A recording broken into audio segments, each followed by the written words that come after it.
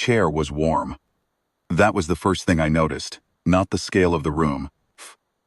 Not the 40-foot diagnostic array hanging above me like a chandelier, built by something that had never seen a chandelier.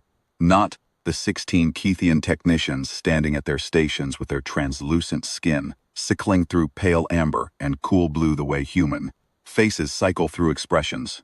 The chair was warm, and it smelled faintly of cedar, which I later learned was an olfactory calibration compound the Vaethrin Collegiate used to settle nervous intake subjects. I wasn't nervous. I told them so. Soreth Vel, the senior examiner, stood 3 meters tall and read my biochemistry directly through the contact patch on my left wrist. He pulled his back seconds with the careful precision of someone who had just touched something unexpected on a stove. "You are not distressed," he said. It wasn't a question.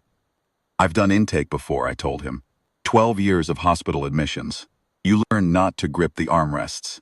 He looked at the contact patch. He looked at me. He said, "Unit's Cartographer will complete your SOSIC classification in under 1 hour. It has completed every somatic classification assigned to it in the last 93 years in under 1 hour. Some species require 40 minutes. The Veth requires 6. We do not anticipate complications." I said that was fine and asked if there was tea. There wasn't. There was something that served the same social function.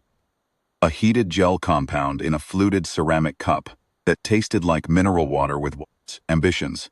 I drank it slowly while Soreth Vel positioned the Cartographer's primary filaments at 11 contact points across my arms and collarbone, and the machine began to work. For the first 21 minutes, nothing remarkable happened. The array above me pulsed in slow waves, cycling to white, and the technicians watched their panels and made the small, satisfied notations of people whose work is going as expected. I watched the ceiling and thought about the ferry schedule back to Reykjavik, which I had missed by accepting this posting, and whether my sister would remember to water the fig tree. At the 22-minute mark, the pulsing changed. I didn't notice it at first. A slight irregularity in the lavender to white cycle, an extra beat, the way a heart sometimes throws a rhythm that isn't wrong exactly, but isn't quite right. One of the junior technicians leaned forward. Then a second. Soreth Vel moved from his station to the primary readout panel in the unhurried way of someone who has never needed to hurry and is now considering whether this might be the occasion to start. "Is there a problem?" I asked. "No," he said. He studied the readout for a long moment. Cartographer is running an extended subroutine. This occasionally occurs with novel biochemical profiles. It will resolve. It did not resolve. By the end of the first hour, all 16 technicians were at the primary panel. By the end of the second hour, Soreth Vel had sent for the department head, a Keithian named Vaethrin, whose translucent musculature was cycling through colors I hadn't seen before. Something between rust and green that one of the junior technicians later told me indicated sustained professional confusion. Vaethrin studied the readout for 11 minutes, then looked at me in the chair. "Are you experiencing discomfort?" "I'm experiencing mild boredom," I said, and I finished the tea. More of the gel compound was brought. I drank it. The Cartographer continued. The machine was working through its classification trees in sequence. That much I understood from the technicians' low exchanges they conducted in Keth, and which I shouldn't have been able to follow but partially could, because 12 years in a receiving ward teaches you to read the cadence of clinical language across most communication systems. The Cartographer had 17 primary trees. Each tree branched into some hundreds of subcategories. It was meant to locate any biological subject somewhere in that architecture within 60 minutes. Because in 93 years, it had never encountered a subject that didn't fit somewhere in the first pass. I apparently did not fit in the first pass. The machine reached the end of tree 1 and moved to tree 2. The technicians ran recalibration protocols and checked the contact points for errors. There were no errors. Contact points were reading me with perfect fidelity.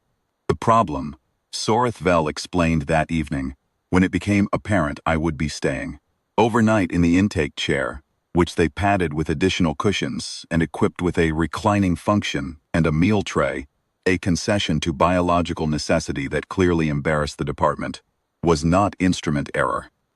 The Cartographer, he said, Is reading 17 distinct threat signatures in your somatic profile. Is that bad? He considered the question with the gravity of a man who has spent his career not having to consider questions like that. It would indicate, he said carefully, that you are under simultaneous attack from 17 pathogens, each of which should be fatal as a primary infection. Cartographer's classification logic concludes that you cannot be alive, and yet, I agreed. He left, the machine continued. By the third day, 2 additional department heads had been called. By the 5th, the Collegiate senior research faculty had been briefed. I was given a small room adjacent to the intake wing and escorted to and from the chair each morning by a rotation of technicians who had developed the careful, studied neutrality of people, trying not to appear as unsettled as they were. I asked on the 4th day whether I could attend some of the open lectures while the machine worked. A brief consultation, I was assigned an observer's seat in Vaethrin's introductory somatic biology course, where I sat in the back row and listened to 30 alien students learn about immune architecture. It was a good course. Vaethrin was a precise and patient lecturer.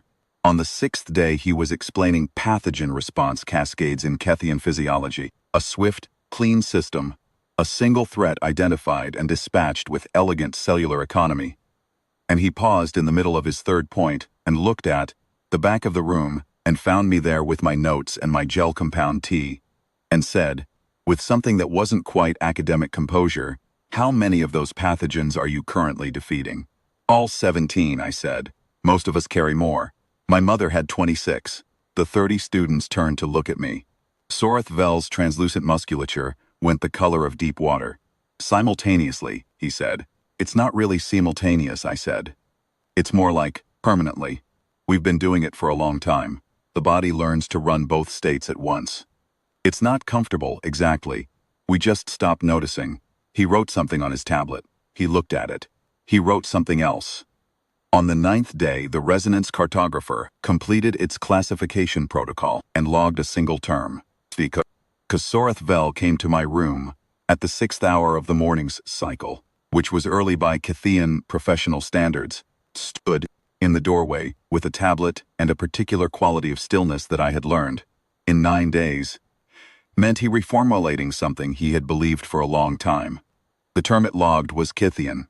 It translates approximately as Vaethrin, a word used in ecological modeling to describe a system that is simultaneously host and defense, that sustains threat and counters it as a single continuous function, that cannot be separated into attacker and defender, because it has made distinction irrelevant. The closest Earth concept is an ecosystem. The cartographer had spent 9 days determining that I was not technically a single biological organism in any framework it owned. I was a negotiated ongoing armistice between several hundred competing systems, and I was winning. Vaethrin handed me my room assignment chip, the permanent one, not the intake hold token, and told me the institute had placed me in the advanced somatic research cohort. Pending review of the new classification category, the department was filing that afternoon. I looked at the chip. I looked at him. "I was only here for the screening," I said. "Yes," said Vaethrin. He looked at the door. He looked at the tablet. He said, "We have updated the screening form. There is now a field for duration." He left. I turned the chip over in my hand. Through the window, the Collegiate's central tower was lit in the early cycle's cool blue light. And somewhere in the intake wing, the resonance cartographer was, the first time in 93 years, sitting idle. We'd been running that armistice on a planet that made the cartographer's threat library look like a short list for a very long time.